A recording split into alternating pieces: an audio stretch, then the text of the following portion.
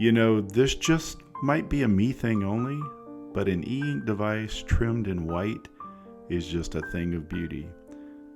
Here we've got the BooksNote Max, the Books Go 10.3, the Kindle Black and White 2025 model, and the Bigme B7 Pro. They're works of art.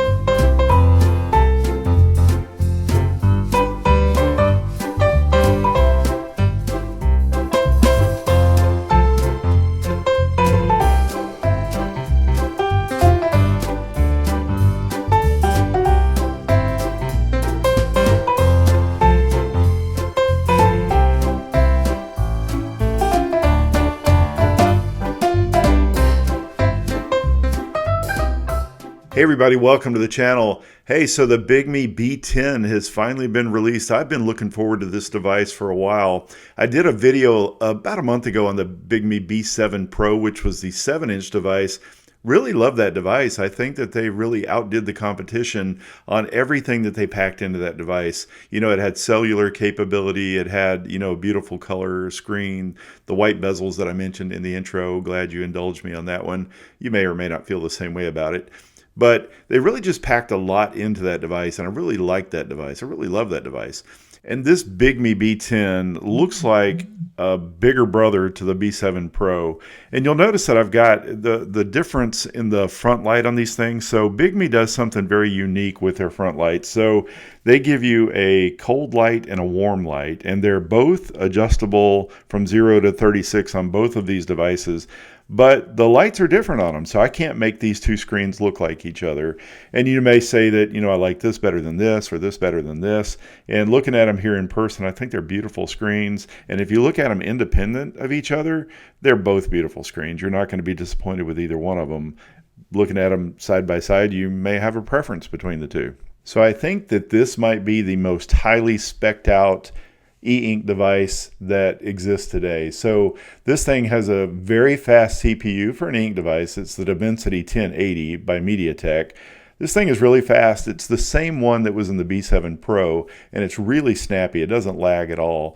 This thing also has a massive amount of storage in it, 256 gigabytes. You know, most devices come with, you know, some 32, 64, 128 at most, but 256 is really just kind of giving you all that they can give you on this thing. You know, it's got Kaleido 3 screen. It's a beautiful implementation of that. It's got Android 14. It has complete AI features built in. They call it Bigme AI or something to that effect. I forget what it's actually called. Bigme GPT is the chat agent that you can talk to. But you also have the ability in your notes to be able to record meetings, for example. You can summarize those meetings. You can do what they call polish. And that's to take the transcription of the meeting and then kind of make it more professional without actually summarizing it, just making the text in the meeting sound more polished and professional. But you can also do those meeting summaries as well. So it's a really good implementation of AI. This thing even has cellular calling. So I may not have mentioned that yet, but it does have cellular calling. So you can insert your SIM card. I know for me, it's AT&T or something that's on the T-Mobile network works on this. I haven't tried it with Verizon or any of the other networks out there. Sometimes these devices are limited in what they'll work with. But not only does it do cellular data like you would get on something like an iPad, But you can also do phone calls and text messaging, so it's true cellular data. This functions just like a phone.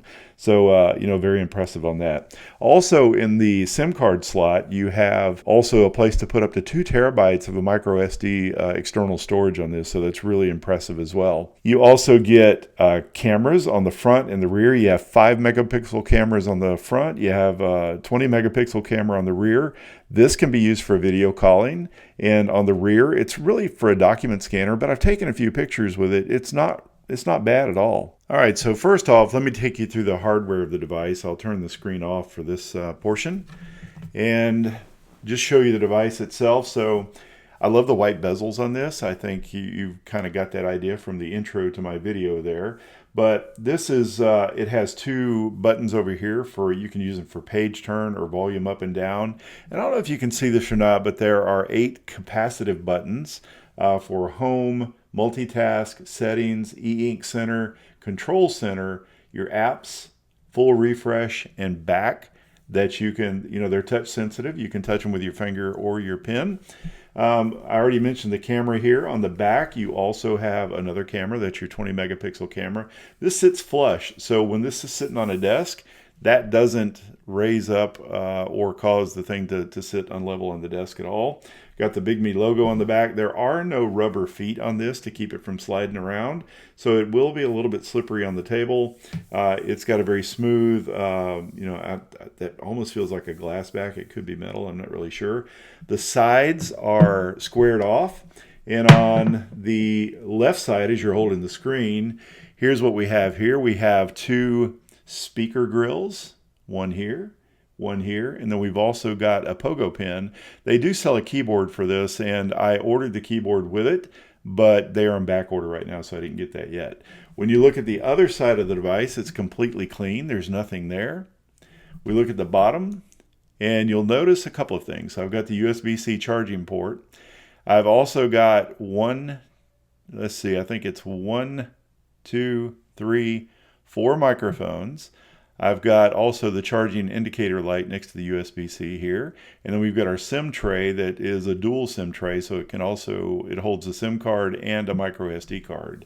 And then as we flip the device over on the top, you'll see that we've got the additional, sorry about the blurriness there, you'll see that we've got the additional 4 microphones here, and then we've got the power button with the built-in fingerprint scanner. And the fingerprint scanner is really good on this. On some devices, I have to keep hitting and whatever before it'll get to register, but this is a really good one. It really works well. So let's also talk about the pen that it ships with. So this, unfortunately, is a capacitive, it's an active stylus, basically. It's not a Wacom EMR. It does have a tip that sort of resembles a Wacom EMR, but it is an active stylus. So you're not going to get the writing control, the precision that you would have on a Wacom device. On the back, it's also got an eraser of sorts. The way that this eraser works, it really works as a selection tool. You flip it over and then you circle what you want to erase. But it's also got a charging light on there. So when you've got this on the side of the device, and it does attach magnetically, you'll see that a red light comes on at the tip of the pen. The pen may be fully charged. I'm not sure. I'm going to go ahead and attach it again. But a lot of times you'll see that red light. It's not coming on now. When the pen is charged, the light goes out. So the magnetic attachment to the tablet is not very strong. I mean, it'll come off pretty easily. But I want to show you the case because they've compensated for that a little bit in the design of the case. So here's what it looks like. I do kind of like this. For some reason, this looks like it might be annoying, but I do kind of like that. It's kind of flashy, and it's got the Bigme logo on there, and it's really cool, and it really, holds the tablet up against it or whatever when you've got it in there. So I really like that this is a trifold case, and here's why I like a trifold case. I'm going to put the device in there, and it magnetically attaches. You can see that rests up against that Bigme thing there. Before I get to the trifold, let me show you this real quick. So the pen, it doesn't attach magnetically very strong, but I don't know if you can see this or not. The case has a little bit of a groove built into it. It's kind of like a depression in there. That's the exact length of the pen. And then on the other side of the case, on the flap, you've got that same depression that the pen fits into. So when you put the pen in this case, it's going to magnetically attach to it. And then the case has about a 1/2 inch overlap, and those grooves kind of engulf that pen. They sort of swallow up that pen. So that pen is pretty secure in there. So, that's a very unique way of handling the pen attachment and pen security on this device. I do like it better than having some kind of a flap that comes over, unless that flap is attached and you can fold it over and you can fold it back and hide it away, which is not what we're doing here. But I do like that. So I mentioned the trifold component of the case. Here's how I like to use a case if I'm going to be reading, surfing the web, looking through, Reddit or Discord. I like to fold this thing, and I do this with all of my tablets that have a case that's able to do this. I like to fold it back like this, and then I've got a very secure grip on this. It's not going to go anywhere, and it may just be, my hands may be perfect size for that. I don't know, maybe everybody's is not that way, but for me, that's a tremendously good feature, and I really love that about this case. So I'm going to give the case really high marks, and the device itself really high marks as well. So now we'll turn the device on and take a look at it from this aspect. So I'm going to go ahead and take the pen so I can navigate some of this stuff. As I mentioned, you have the 8 capacitive buttons that they're not raised, they're actually imprinted on the metal or the glass here. And one of them is a home button that takes you back to where I'm already at. You can do the multitask switcher. I've got a back button down here. I can go into settings. I've got the e-ink center, and I'll talk about that in just a minute. Control center is what you would typically bring down from the top. For some reason it's not doing it. I'll have to check my button mapping. I've been playing with this. This brings up your apps, which you already see here. I've got those, looks like I've got those reversed. This does a full screen refresh, and then I've got a back button here as well. So let's talk about the e-ink center. I'm going to go into something like my Olive Tree Bible Study app. And I can go into the e-ink center using the e-ink center here, this capacitive button. So they have 5 different presets. You can do their default preset, comic, magazine, video, or custom. And then you've got other optimization that you can do. For example, I can go in here, and if you're familiar with what BOOX does, you can set the DPI of the particular app that you're in. So if you've got an app where everything is just really tiny on the screen, and you need to make that larger, and you don't have any other option in the app to be able to do that, you can slide this DPI setting, and it's going to make the entire app larger. Now I'm looking at an app with just a bunch of text. It's also going to do UI elements of the apps and everything else like that. You can see that these little icons up here change as I change the UI or the DPI settings there as well. You can do text enhancement, the intensity of your icon colors, your background colors, all that sort of stuff you can do here. So the e-ink center is a very welcomed addition to this, similar to what some of the other competition is doing. The Kaleido 3 screen on here is like all other Kaleido 3 screens. It's got the 300 ppi black and white e-ink layer at the bottom, and then it's got a color filter on top of that at 150 ppi. But the screen looks really good. They do have a anti-glare film on this screen that also keeps some of the reflectivity down. So it's a very good looking screen. I think it's a good implementation of Kaleido 3. Of course, if you're coming from something like an iPad or a Samsung Galaxy tablet or something like that, you have to know that e-ink devices have very muted colors in comparison, because this is ink, and it's sort of like newspaper print or magazine print, certainly not LCD or LED quality. So I'm not going to go into every feature of the device, since this is only an unboxing and a first impressions video, but I did want to touch on the notes. After all, this is an e-ink device and it's a note-taking device, so let's see how that's going to work. So I have been doing some notes on here. I'm going to go ahead and just start a new one real quick, just so that you can see what your options are. It's very similar to the B7 Pro if you've watched that video. So you have a couple of different options. You can do handwritten or you can do text notes, and then you can choose how big you want your canvas to be. So by default it goes to infinity canvas, and when Bigme says infinity canvas, they really truly mean infinity canvas. So when I start a note, I'm just going to go ahead and accept all the defaults on this and just hurry up and get into this. So when I accept that, and I've got a note here, so I'll just show you some handwriting. This infinity canvas will scroll up from here, left from here, right to here, and down from here. So I can scroll over as far as I want to scroll over. I can scroll up, I can scroll down, I can scroll right. So this is truly infinity canvas. I can zoom out to a certain degree. I don't see my zoom level yet. I can probably zoom in. I don't know how far I can zoom in, but that's pretty far. I don't see a zoom level on there. Maybe that is, if I look here, I don't know. I'll play with that and try to figure that out and do a full review at a later date. But that's Infinity Canvas. I do want to go out and show you. I'm just going to delete this file. So I'm going to start another new note. You also have the option of saying, I just want to make this note the same size as one screen, so the height and the width of the screen. Or I can make it the size of, 1 by 2 or 2 by 1 or 2 by 2. So I'm just going to choose 1 by 1. Now you do have a series of templates that you can choose from. And they have a pretty good number of templates. As you can see how many pages I've got just under Office templates. And they look like they're very good high quality templates.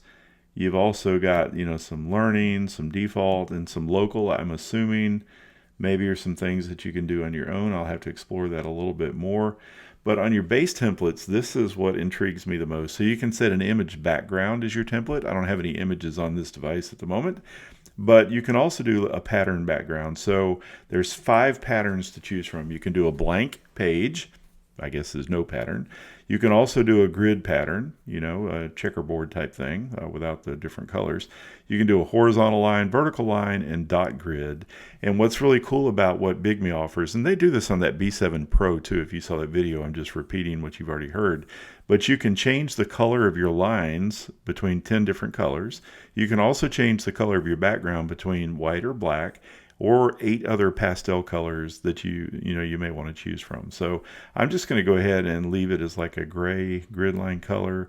Choose white as my background. I'm going to choose a horizontal line, and let's just go ahead and get into a note. All right. So Bigme has 2 menu bars, one that goes across the side. I think when I first set up this device, this menu bar was over here and this menu bar was up at the top. I moved it because I'm left-handed. I moved it to the right and at the bottom so I'm not, hitting the menu items. And here's where I began to run into some disappointments with this device. So the writing on this device, I mentioned that this is a capacitive pen, meaning that it is, it uses a capacitive layer on here, sort of like the touch layer of your device. But they are typically not as good as a Wacom EMR type stylus is. Some companies like Remarkable Paper Pro, they also use an active stylus, and it is a fantastic implementation of that. Very high resolution, very good control, great writing precision on that device. On this one, it's not really the case. So let me show you how writing feels. I'm going to show you my pen strokes. And you're going to see as I write stuff like the letter E, it kind of closes my loops off. Or if I make the letter C, kind of closes my loops off. And you can actually, the latency on here is kind of, it's high latency as well. So there are some concerns that I have as far as the writing on this device. It's not what I would expect it to be. On the B7 Pro, it was better than this. And I want to show you real quick on the B7 Pro.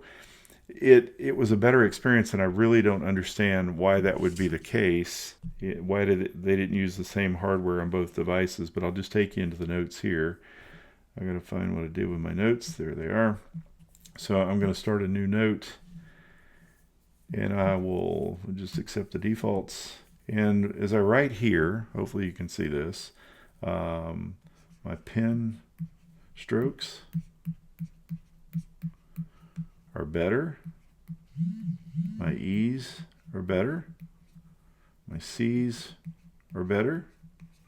It's just a better writing experience over here. This one is what I would say is up to the quality of like the BOOX Palma 2 Pro. That has a pretty good, it's not as good as like Remarkable Paper Pro.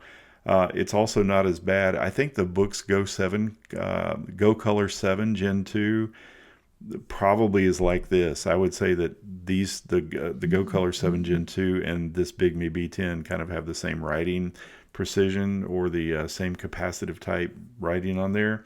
whereas the B7 Pro and the Palma 2 Pro are a notch above that. They're a little bit better. So that's a little bit of a disappointment with this device. But with that said, you can be intentional about how you write, and you can kind of overcome that.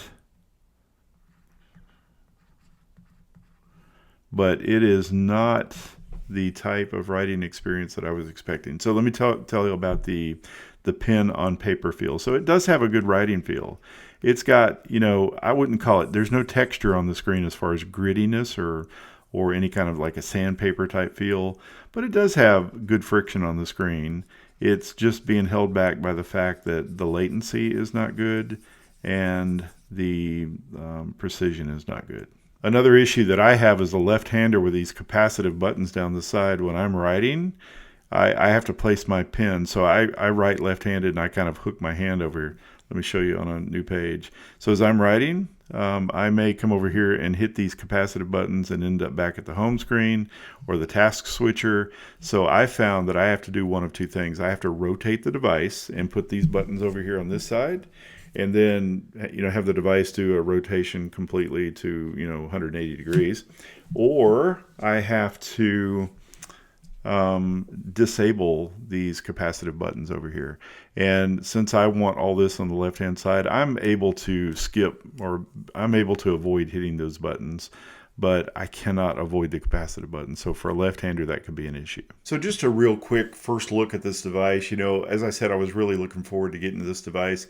It is very premium hardware. It's just packed with features and packed with all sorts of things that you don't typically find in an e-ink device. And it makes a great Android tablet with an e-ink screen, if that's what you're looking for. As I said, the writing feel kind of detracts from that a little bit. If that's not highly important to you, this is a great device. And, you know, I look forward to doing a full review. I will do a little bit deeper dive into the menus, into the features of the system. I'll dig into the AI and so on and so forth. If there's anything in particular that you want to know about this device, please leave it in the comments below, and I'll try to collect all those questions and comments, and I'll make sure that I answered in the next video. Anyway, hopefully you found this interesting. If you did, please like and subscribe, and I'll see you in the next video.